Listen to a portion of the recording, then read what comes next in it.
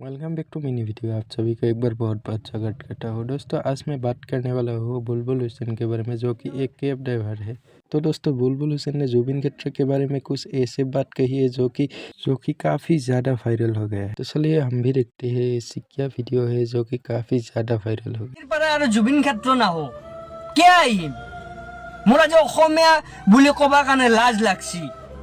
ভাড়া এটা লৈ আছো, কলকাতাৰ মানুহ জুবিন ক্ষেত্ৰ চাব লৈ আছো, বুকিং কৰিছে লৈ আছো। লৈ মানুহটো কি কৈছে জানা, কৈছে ভাইটি কি জুবিন ক্ষেত্ৰ দেখোন অকল ধূলা ধূলা ধূলা।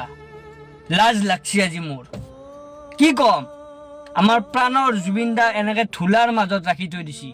পানী মাৰা মানুহ এটাও নাই। পানী মাৰাটো চৰকাৰ ব্যৰ্থ।